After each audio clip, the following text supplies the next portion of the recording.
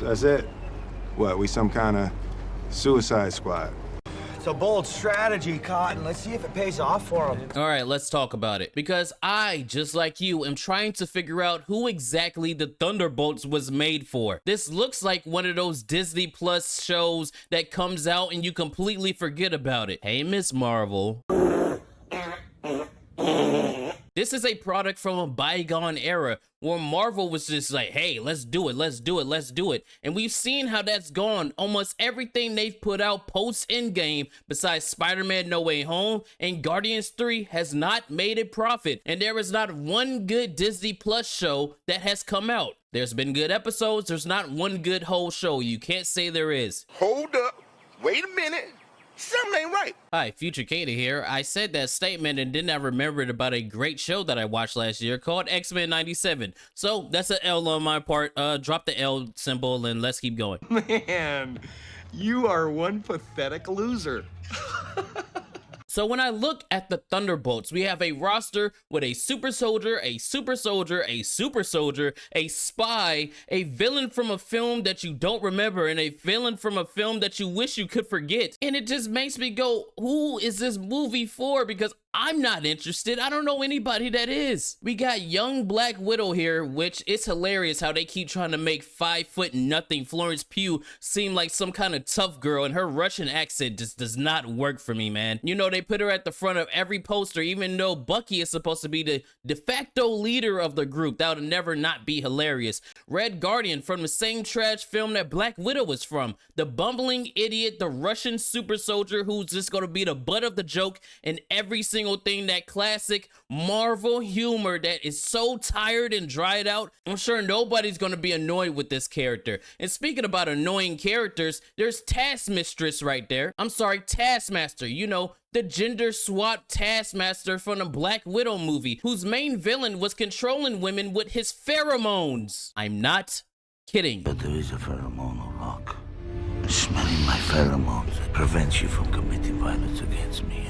It's the biggest piece of dog shit. And you know, they try to pretend like that was a female the entire time, when if you watch the movie, it was obvious it was a man doing all the stunts until the face reveal of the female. Who is this character again?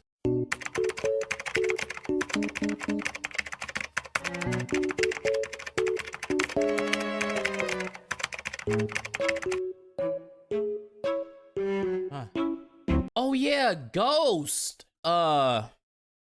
Such an interesting character, right? You know, it's she's her motivations and shit are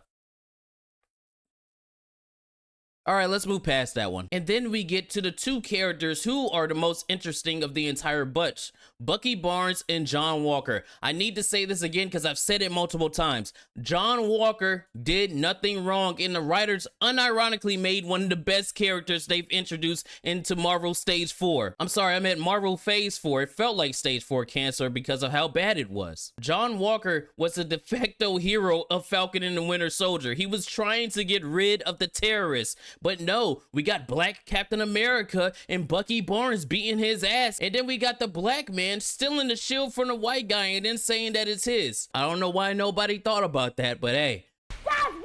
And then when it's time for an actual hero moment, John Walker sacrifices his pride of being Captain America and saves a bus full of civilians. What does Black Captain America do? He coddles a terrorist and then tries to say that she was in the right. And it's obvious that the writers don't like John Walker, so expect him to be the butt of every joke just like Red Guardian, and to be made fun of and to get upstaged by all the females around him throughout the entire film. And then we get to Bucky Barnes, the character that's been in here since Phase 1 and has had a great character arc throughout the entire thing. Even in Falcon and the Winter Soldier, which was terrible, he was coming to grips with the things that he did, and somehow, some way, the magical Negro Wakandans had the technology to cure him of his Russian mind-controlled things. That's neither here nor there. He finally was able to just be a guy. He was no longer a weapon. So what does the MCU decide to do? Bring him back in and make him a weapon. Oh yeah, and Madam Hydra's in here assembling the team. I completely forgot about that character, man. So look at this cast of characters that you have. Don't look at Taskmaster because she's barely in any of the trailers. So I'm sure they're gonna split her in half at the beginning of the film, just like the Suicide Squad did back in the day. They're gonna pull a, oh, this movie has stakes because we killed a character that nobody knows or cares about kind of thing. So look forward to that. But even outside of that, it does nothing for me. I feel nothing. I look at this and I go, why? You just had Deadpool and Wolverine that came out last year, which admittedly to me, I think is not a good film. It's a good first watch. You watch it after that, it just falls apart completely. Lifeless, weightless, you know, nostalgia bait throughout the entire thing. But that's another conversation for another day if y'all want that video. And then they followed up Deadpool and Wolverine with Agatha All Along. Yes, I know y'all forgot about that godforsaken show, but that came out last year. And then you have Captain Black America Falcon Punch coming out, which is going to be a total flop and is not going to make its money back.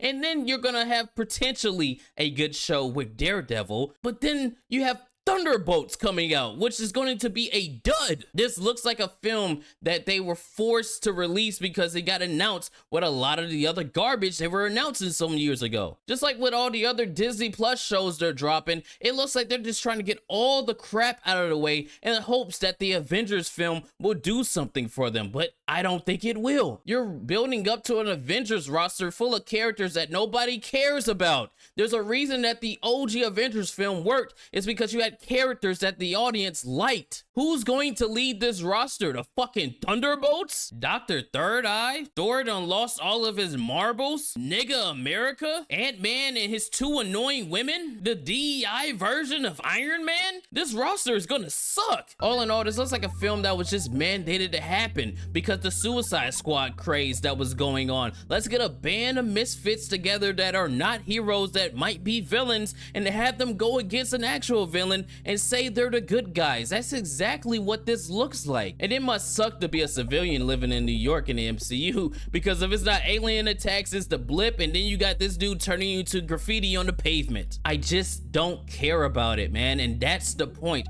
A lot of the MCU stuff that has been coming out, nobody cares about. If Deadpool didn't have all the nostalgia bait in it, it wouldn't have made $1 billion. Outside of that, what other Marvel property can you say was good that you watched recently that wasn't Guardians 3 or Spider-Man? You can't say anything because they're just putting crap after crap after crap out, and this looks like more slop. I mean, because think about what's coming out after this film. Fantastic Four might do the trick, but then after that, you got Ironheart. Race gender swapped Iron Man coming out. Are you kidding me? The MCU is just limping right now, and this film just encapsulates all of that because it just looks like, man. Y'all let me know what you think down below. If you like the trailer and you're looking forward to it and you like the route that the MCU has been going, put that down below. And if you don't, put that down below as well. Look forward to my Captain African America review coming out this week because I will go watch it and I will review it and it will drop on Friday. So look forward to that. Hey, if you're not subscribed, if you didn't like, and if you didn't share, you should do all three of those things. Or the next MCU project that's going to come out is going to be a race gender swap of your favorite character. Is that like a personal attack or something? But as always, hey, y'all be easy. I'll see you on the next one, man.